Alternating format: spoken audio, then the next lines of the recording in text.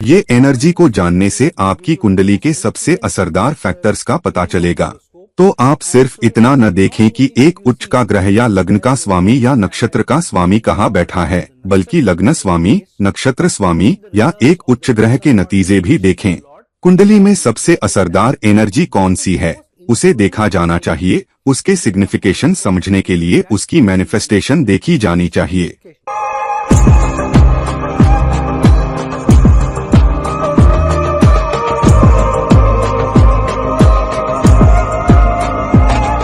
Hello, नमस्कार और आदाब मेरे सभी दोस्तों को। आपके दोस्त ज्योतिषी और गाइड इरफान की तरफ से फिर एक बार आपके अपने चैनल एस्ट्रो एश्योरेंस के साथ कई सारे प्लेसमेंट्स जिन पर हम बात करते हैं, उनमें मैं आपके लिए नई रिसर्च, नई इंसाइट्स, कुछ ऐसी बातें लाने की कोशिश करता हूं जिन पर बहुत कम लोगों ने बात की हो।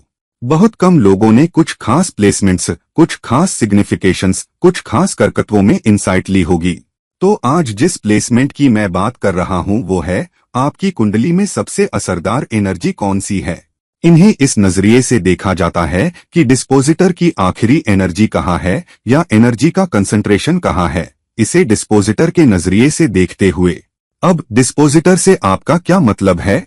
डिस्पोजिटर और कुछ नहीं बल्कि एक ग्रह है जो एक खास राशि में बैठा है। उसका स्वामी कहाँ बैठा है और फिर वो ग्रह कहाँ बैठा है। जिस भी राशि में वो बैठा है, उस राशि का स्वामी कहाँ बैठा है, यहाँ तक कि हम एक आखिरी ग्रह पर पहुंच जाएं जहां ज्यादातर एनर्जी का कंसंट्रेशन मैनिफेस्ट हुआ है। अब ये एक ग्रह हो सकता है जहां ज्यादातर एनर्जी कंसंट्रेटेड है, क्योंकि ये सभी ग्रहों की एनर्जी को कंट्रोल कर रहा है जो इसके अधीन हैं, या ये एक से ज्यादा भी हो सकते हैं। तो हम कैसे देखें कि सबसे असरदार फैक्टर क्या है? हम इसे इस तरह देखते हैं कि लग्न स्वामी से शुरू करते हैं, वो कहाँ बैठा है, और फिर देखते हैं कि लग्न स्वामी जिस भी राशि में बैठा है, उस राशि का स्वामी कहाँ बैठा है, और फिर उसके राशि स्वामी को देखते हैं। बस आपको एक मिसाल देने के लिए, मान लीजिए आपकी कोई भी लग्न हो, लेकिन मान लीजिए आप मंगल से शुरू कर रहे हैं जो लग्न में है, क्योंकि आप हमेशा पहले लग्न से शुरू करते हैं। और अगर मंगल लग्न में है और मंगल मिसाल के तौर पर मकर राशि में है, तो आप देखते हैं कि मकर राशि का स्वामी कहाँ बैठा है। मान लीजिए मकर राशि का स्वामी शनि मीन राशि में बैठा है। अब अगर शनि मीन राशि में बैठा है तो शनि का डिस्पोजिटर कहाँ है, यानी शनि जहाँ बैठा है वहाँ का स्वामी कहाँ बैठा है। मीन राशि का स्वामी बृहस्पति है। अब मान लीजिए बृहस्पति अपनी ही राशि धनु में बैठा है, तो आप वहीं खत्म करते हैं, क्योंकि बृहस्पति का डिस्पोजिटर और कुछ नहीं बल्कि उसकी अपनी एनर्जी है। तो मंगल का डिस्पोजिटर शनि है, शनि का डिस्पोजिटर बृहस्पति है, बृहस्पति का अपना डिस्पोजिटर भी बृहस्पति ही है, ये अपनी ही राशि में बैठा है। तो मंगल की एनर्जी शनि में फोकस है, जिसका मतलब आखिरकार ये हुआ कि मंगल की एनर्जी भी इनडायरेक्टली बृहस्पति में है, शनि की एनर्जी भी इनडायरेक्टली बृहस्पति में है। तो बृहस्पति कंट्रोलिंग एनर्जी है, कम से कम इन दो ग्रहों की, और इसी तरह हम सारे 9 ग्रहों को देखते हैं बृहस्पति को मिलाकर, क्योंकि कम से कम इस मिसाल में बृहस्पति एक असरदार फैक्टर नजर आता है। तो जब हम सारे 9 ग्रहों की असरदार एनर्जी को इस नजरिए से देखते हैं कि उनके डिस्पोजिटर कहाँ बैठे हैं, आखिरी डिस्पोजिटर की एनर्जी कहाँ है, तो हम कैलकुलेट कर सकते हैं कि कुंडली की सबसे असरदार एनर्जी कहाँ है। और उस सबसे असरदार एनर्जी, उस सबसे असरदार ग्रह को देखकर, फिर उसके सिग्निफिकेशंस, उसकी लॉर्डशिप देखकर, तो हम इस तरफ भी इशारा कर सकते हैं कि जिंदगी के कम से कम कुछ अहम नतीजे कहाँ से आ रहे हैं, इस नजरिए से कि वो जिंदगी के फैसलों को प्रभावित करने में सक्षम हैं। तो जो मिसाल हमने दी, बृहस्पति इस शख्स की जिंदगी के कई सारे फैक्टर्स को प्रभावित करेगा, चाहे वो करियर हो, चाहे वो शायद शादी की जिंदगी हो या कुछ और, खास तौर पर जहां बृहस्पति बैठा है और किन एनर्जी को वो कंट्रोल कर रहा है उससे जुड़ा। तो चलिए 2 मिसालों के साथ कूद पड़ते हैं और देखते हैं कि आप कैलकुलेट करते हैं कि कुंडली में सबसे असरदार एनर्जी कहाँ है, और इन 2 खास लोगों की जिंदगी, जिनकी कुंडलियों पर हम गहराई से विचार कर रहे हैं बिना उनके नाम लिए, उनकी जिंदगी कैसे निकली है और कैसे कुछ नतीजे चक्रव्यूह की तरह घूमकर आए हैं, इस नजरिए से कि आखिरी डिस्पोजिटर की एनर्जी कहाँ है। अब चलिए इस कुंडली को देखते हैं। इस शख्स की कुंडली की लग्न कर्क राशि है और ग्रह अलग अलग घरों में बैठे हैं। तो हम हमेशा लग्न या लग्न स्वामी से शुरू करते हैं। अब इस खास लग्न का लग्न स्वामी कहाँ बैठा है? लग्न स्वामी चंद्रमा है और चंद्रमा धनु राशि में बैठा है। धनु राशि में धनु राशि का स्वामी बृहस्पति कहाँ बैठा है? धनु राशि का स्वामी बृहस्पति मीन राशि में बैठा है। जहाँ बृहस्पति बैठा है उस राशि का डिस्पोजिटर या स्वामी कहाँ है? बृहस्पति की राशि मीन का स्वामी बृहस्पति खुद ही है। तो जिसका मतलब है कि चंद्रमा की एनर्जी का कंसंट्रेशन लग्न स्वामी की एनर्जी बृहस्पति के साथ है। तो हम एक पॉइंट देते हैं, मिसाल के तौर पर कोई एक परसेंटेज पॉइंट या कोई खास परसेंटेज पॉइंट बृहस्पति को। फिर हम दूसरे घर पर जाते हैं। दूसरे घर में हमारे पास कोई ग्रह नहीं है। तीसरे घर चौथे घर में ग्रह नहीं है, लेकिन पांचवें घर में राहु है। अब राहु का डिस्पोजिटर कहाँ बैठा है? राहु वृश्चिक राशि में बैठा है। तो राहु का डिस्पोजिटर या वृश्चिक राशि का स्वामी मंगल है। मंगल कहाँ बैठा है? मंगल 8वें घर में बैठा है। यहाँ घर अहम नहीं है, बल्कि राशि और उसका कुंभ राशि में प्लेसमेंट है। तो मंगल का डिस्पोजिटर कहाँ बैठा है? मंगल का डिस्पोजिटर शनि है, क्योंकि शनि कुंभ राशि पर राज करता है। तो मंगल का डिस्पोजिटर शनि 12वें घर में मिथुन राशि में बैठा है। फिर शनि का डिस्पोजिटर या उस राशि का स्वामी जहाँ शनि बैठा है कहाँ है? वो कहाँ बैठा है, जिसका मतलब है बुध कहाँ बैठा है? बुध मिथुन राशि का स्वामी नीच का होकर मीन राशि में 9वें घर में बैठा है। 9वें घर के स्वामी या मीन राशि के स्वामी बृहस्पति के साथ। तो राहु की आखिरी एनर्जी इस नजरिए से कि राहु की एनर्जी इनडायरेक्टली मंगल में है, मंगल की एनर्जी शनि में है, शनि की एनर्जी बुध में है, बृहस्पति में वापस चली जाती है। तो राहु की एनर्जी का कंसंट्रेशन भी बृहस्पति के साथ है, जो 9वें घर में मीन राशि में बैठा है। तो आपको एक और पॉइंट मिलता है, बृहस्पति को एक और पॉइंट मिल जाता है। फिर आप छठे घर पर जाते हैं। छठे घर का स्वामी छठे घर का ग्रह चंद्रमा हम पहले ही देख चुके हैं, क्योंकि ये लग्न स्वामी है। फिर 7वें घर में कोई ग्रह नहीं है। 8वें घर में मंगल है। मंगल का कंसंट्रेशन कहाँ है? हम पहले ही देख चुके हैं कि मंगल की एनर्जी उसके डिस्पोजिटर शनि के साथ है, जिसका डिस्पोजिटर बुध बृहस्पति के साथ है। तो बृहस्पति को एक और बार मिल जाता है। फिर आप 9वें घर पर जाते हैं। फिर आप सूर्य को देखते हैं। सूर्य का डिस्पोजिटर कहाँ है? जिसका मतलब है जिस राशि में सूर्य बैठा है उस राशि का स्वामी कहाँ है? जिस मीन राशि में सूर्य बैठा है उसका स्वामी बृहस्पति है। तो बृहस्पति को एक और निशान मिल जाता है। दूसरे ग्रह बुध में जिस मीन राशि में बुध बैठा है उसका डिस्पोजिटर या स्वामी कहाँ है? फिर से बृहस्पति मीन राशि में बैठा है, तो उसे एक और निशान मिल जाता है। फिर आप बृहस्पति खुद पर जाते हैं। बृहस्पति अपनी ही राशि में कहाँ बैठा है? बृहस्पति को एक अतिरिक्त निशान मिल जाता है। फिर आप 10वें घर के ग्रह की एनर्जी स्पेस पर बढ़ते हैं। 10वें घर में शुक्र है। शुक्र की लॉर्डशिप या डिस्पोजिटर एनर्जी मेष राशि है, जिसका स्वामी मंगल है। मंगल का डिस्पोजिटर शनि है। शनि का डिस्पोजिटर बुध है। बुध बृहस्पति के साथ है, जिसका मतलब है बृहस्पति को एक और निशान मिल जाता है। फिर केतु के साथ केतु का डिस्पोजिटर शुक्र है। शुक्र का डिस्पोजिटर मंगल है। मंगल का डिस्पोजिटर शनि है। शनि का डिस्पोजिटर बुध है। बुध अपनी ही राशि में बृहस्पति के साथ बैठा है, तो बृहस्पति को एक और निशान मिल जाता है। और फिर आखिर में शनि का डिस्पोजिटर बुध है, जो बृहस्पति के साथ बैठा है। तो आप देखते हैं सारे ग्रहों की मुख्य एनर्जी, सारी एनर्जी का कंसंट्रेशन एक ग्रह के साथ है, बृहस्पति। बृहस्पति 9वें घर में अपनी ही राशि में बैठा है। तो ये एक बहुत बहुत ताकतवर सिग्निफिकेशन है। अब आपको यहाँ लग्न स्वामी की एनर्जी भी देखनी चाहिए, शायद नक्षत्र स्वामी की भी, लेकिन इस शख्स की जिंदगी में जो भी नतीजे मैनिफेस्ट होंगे वो मैनिफेस्ट होंगे या बृहस्पति से प्रभावित होंगे। तो ये शख्स क्या करती है? ये शख्स ऐसे स्टोर्स मैनेज करती है जिनमें लग्जरी प्रोडक्ट्स से जुड़े हाई एंड प्रोडक्ट्स रखे जाते हैं। खास तौर पर वो औरतों से ज्यादा जुड़े हुए हैं। तो ये शख्स ऐसे स्टोर्स हैंडल करती है, मैनेज करती है जहां औरतों के वैल्यूड या लग्जरी प्रोडक्ट्स बिकते हैं, जैसे कि गुच्ची या प्रादा। तो वो प्रोडक्ट्स जो औरतें इस्तेमाल करती हैं, ये शख्स स्टोर मैनेजर या शॉप मैनेजर या ब्रांच मैनेजर है जो स्टोर हैंडल कर रही है। तो इन स्टोर्स में लोग क्या करते हैं? ये लोग गाइड या एडवाइस देते हैं या दिशा देते हैं या कंसल्ट करते हैं उन लोगों की जो उनके स्टोर में आते हैं कि कौन सा ब्रांड उनके लिए अच्छा रहेगा। वो उन्हें घुमा सकते हैं, वो उनके बजट के हिसाब से एडवाइस दे सकते हैं, नए प्रोडक्ट्स क्या हैं और वगैरह।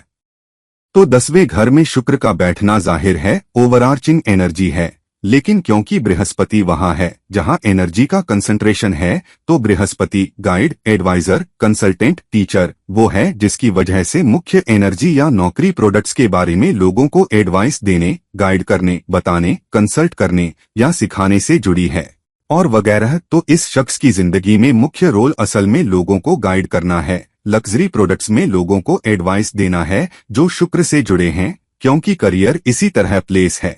अब इसमें दूसरी चीजें भी शामिल हैं जो इससे प्रभावित हो सकती हैं, सिर्फ करियर ही नहीं। मिसाल के तौर पर राहु 5वें घर में वृश्चिक राशि में बैठा है, राहु 9वें घर में बृहस्पति पर दृष्टि दे रहा है। तो ये शख्स राहु के बृहस्पति पर दृष्टि देने और राहु के रोमांटिक लियाजों के 5वें घर में होने की वजह से ये शख्स आम तौर पर अपना रोमांस ऐसे लोगों में पाएगी जो उसकी एथनिसिटी से नहीं हैं, उसके धर्म से नहीं हैं, ऐसे लोग जो उसकी बैकग्राउंड से बहुत बहुत अलग हैं, एक सामाजिक स्ट्रेटा से भी। तो इस शख्स को उस तरह के रिश्ते ज्यादा मिलेंगे हर अब और तब उसकी जिंदगी में, उस तरह के मर्द उसकी जिंदगी में आएंगे। दूसरा, राहु बृहस्पति पर दृष्टि भी देता है, इसीलिए विदेशी प्रोडक्ट्स का हिस्सा है, लग्जरी प्रोडक्ट्स का हिस्सा है शुक्र के 10वें में होने की वजह से, लेकिन विदेशी प्रोडक्ट्स का हिस्सा इसलिए क्योंकि राहु बृहस्पति पर दृष्टि दे रहा है, जिसका मतलब है कि उसकी एडवाइस विदेशी प्रोडक्ट्स से जुड़ी है, क्योंकि राहु का कंसंट्रेशन भी बृहस्पति के साथ है और शुक्र का कंसंट्रेशन भी बृहस्पति के साथ है। और फिर शनि 12वें घर में बैठा है और शनि का डिस्पोजिटर बुध 9वें घर में बृहस्पति के साथ बैठा है। 9वां घर लंबी दूरी की यात्रा का घर है, विदेशी जमीन का या विदेशी संस्कृतियों के लोगों से डील करने का। तो ये शख्स जाहिर है जब प्रोडक्ट्स के जरिए ली जाती है, गाइडेंस विदेशी जमीन से आ रही है, मुख्य प्रोडक्ट मैनेजर विदेशी जमीन से आ रहे हैं। तो इस तरह रिश्तों, करियर, जिंदगी में उसकी भूमिका के मामले में ओवरऑल एनर्जी भी गाइड है। फिर उसकी अपनी वैल्यू सिस्टम, उसकी अपनी बिलीफ सिस्टम उस धर्म से थोड़ी अलग है जिसकी उसके परिवार ने दीक्षा ली है। ये शख्स ज्यादा लिबरल है और इसीलिए उसे दूसरे धर्म के लोगों के साथ रिश्ते में आने में कोई एतराज या कोई हिचकिचाहट नहीं है। तो उसकी अपनी बिलीफ सिस्टम बहुत क्रिएटिव है, क्योंकि बुध नीच में है लेकिन नीच भंग में। तो ओवरऑल एनर्जी बृहस्पति के साथ मैनिफेस्ट हो रही है, ओवरऑल डिस्पोजिटर एनर्जी बृहस्पति के साथ डिस्पोजिट है। तो बृहस्पति ओवरआर्चिंग एनर्जी या कुंडली में सबसे असरदार एनर्जी है। तो आप पाएंगे कि हर अब और तब हमारे ज्यादातर फैसले किसी न किसी तरह बृहस्पति से प्रभावित होंगे, शायद कुछ दूसरे ग्रहों, कुछ दूसरी एनर्जी से डायरेक्ट होंगे। कुंडली में सबसे ताकतवर ग्रह दूसरे हो सकते हैं, लेकिन ओवरआर्चिंग असरदार एनर्जी हमेशा बृहस्पति ही होगी। अब चलिए एक दूसरी मिसाल देखते हैं। अब इस मिसाल में ये भी एक औरत की कुंडली है। इस औरत की लग्न में शुक्र और शनि हैं। अब चलिए देखते हैं कि लग्न स्वामी कहाँ बैठा है। लग्न स्वामी बुध 12वें घर में बैठा है। लग्न स्वामी बुध का डिस्पोजिटर कहाँ है? लग्न स्वामी बुध का डिस्पोजिटर जो वृषभ राशि में बैठा है वो शुक्र है। शुक्र वृषभ राशि पर राज करता है और शुक्र बुध की अपनी राशि मिथुन में बैठा है, जिसका मतलब है कि वो साइन एक्सचेंज कर रहे हैं। इसीलिए आपको शुक्र और बुध को एक एक निशान मिल जाता है। फिर आप लग्न स्वामी के बाद लग्न में कौन से ग्रह हैं? शुक्र और शनि बुध के साथ साइन एक्सचेंज कर रहे हैं, तो उन्हें फिर से एक एक निशान मिल जाता है। फिर शनि मिथुन राशि में बैठा है जिस पर बुध का शासन है। बुध वृषभ में बैठा है, वृषभ का स्वामी शुक्र है, साइन एक्सचेंज कर रहे हैं, उन्हें एक एक और निशान मिल जाता है।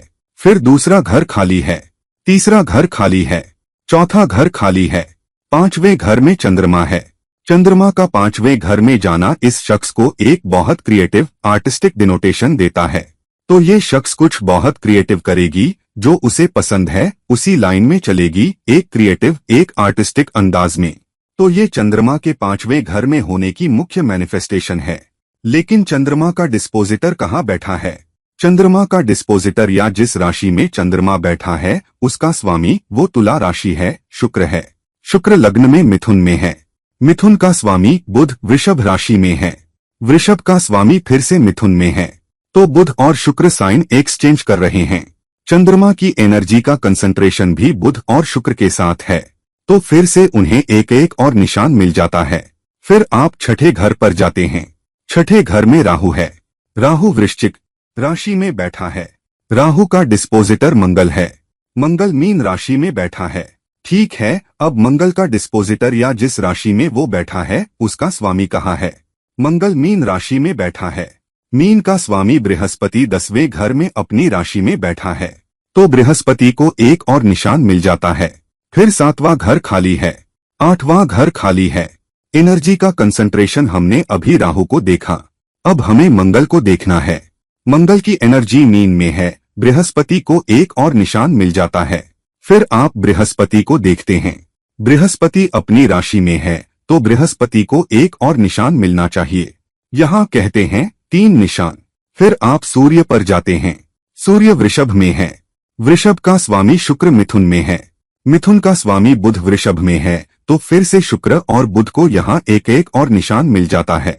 फिर बुध वृषभ में कहाँ बैठा है, जिसे हम पहले ही लग्न स्वामी होने के नाते देख चुके हैं, तो फिर हम यहाँ कोई अतिरिक्त निशान नहीं देते। फिर हम केतु पर जाते हैं, केतु वृषभ राशि में बैठा है, वृषभ पर शुक्र का शासन है, शुक्र मिथुन राशि में बैठा है, शुक्र का स्वामी बुध वृषभ राशि में बैठा है। साइन एक्सचेंज कर रहे हैं, तो उन्हें एक एक और निशान मिल जाता है। तो हम देखते हैं कि इस खास औरत की ज्यादातर एनर्जी का ओवरऑल कंसंट्रेशन शुक्र और बुध के साथ है, और फिर 3 निशान बृहस्पति के साथ हैं। तो ओवरआर्चिंग एनर्जी यहाँ मुख्य तौर पर शुक्र और बुध के साथ है, और फिर कम सीमा तक बृहस्पति के साथ। हालांकि बृहस्पति खुद 10वें घर में बैठा है, तो ये स्टूडेंट्स को पढ़ाती है, ये फीमेल स्टूडेंट्स को पढ़ाती है। फीमेल क्यों? क्योंकि शुक्र लग्न में है, और क्योंकि ये पढ़ाती है, लेकिन एक आर्टिस्टिक अंदाज में। ये स्टूडेंट्स को, फीमेल स्टूडेंट्स को फैशन डिजाइनिंग में पढ़ाती है, क्योंकि चंद्रमा जो क्रिएटिविटी लाता है। कपड़े या फैशन डिजाइनिंग क्यों? असल में शुक्र फैशन, लग्जरी प्रोडक्ट्स की मैनिफेस्टेशन है, लेकिन कपड़े स्किन को सिग्निफाई करते हैं, क्योंकि वो हमारी स्किन को कवर करते हैं, वो हमारी आउटर बॉडी को कवर करते हैं। और स्किन किससे मैनिफेस्ट होती है? स्किन बुध से मैनिफेस्ट होती है।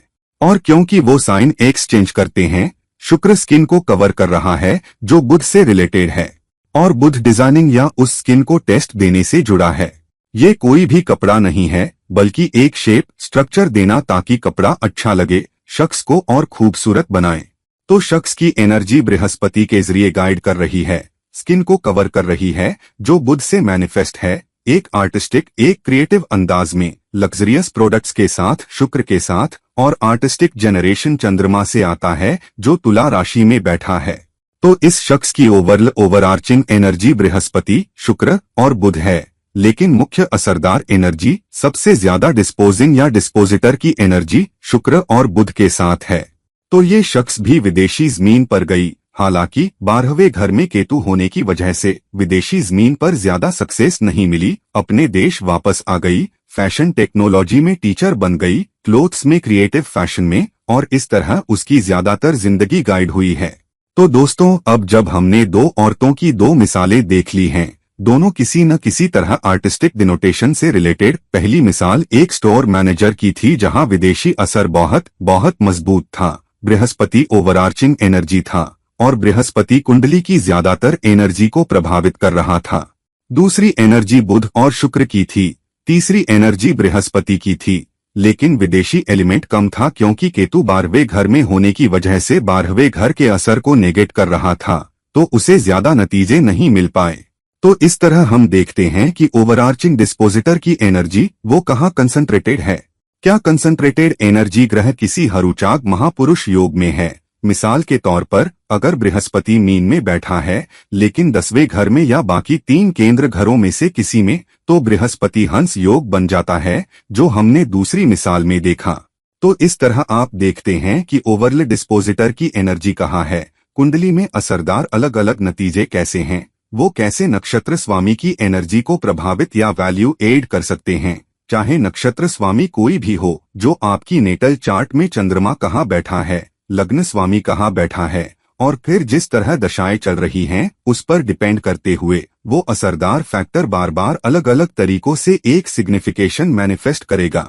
तो दोस्तों अपनी खुद की कुंडली में जरूर देखें कि डिस्पोजिटर की एनर्जी का कंसंट्रेशन कहाँ है। उस खास ग्रह या ग्रहों ने आपकी जिंदगी के अलग अलग फैसलों को, अलग अलग चॉइस को कैसे प्रभावित किया है और वो किन योग या दोष में हैं, क्योंकि वो भी आपकी जिंदगी को पॉजिटिव या नेगेटिव तरीके से प्रभावित कर सकते हैं। तो दोस्तों इस वीडियो को लाइक करें, इस वीडियो को शेयर करें और अगर आप मुझसे एक पर्सनल कंसल्टेशन चाह रहे हैं तो प्लीज नीचे दिए गए लिंक्स पर मुझसे संपर्क करें। कुछ और वक्त तक कुछ और वीडियो के साथ ये है आपका दोस्त ज्योतिषी और गाइड इरफान साइनिंग ऑफ। चियो।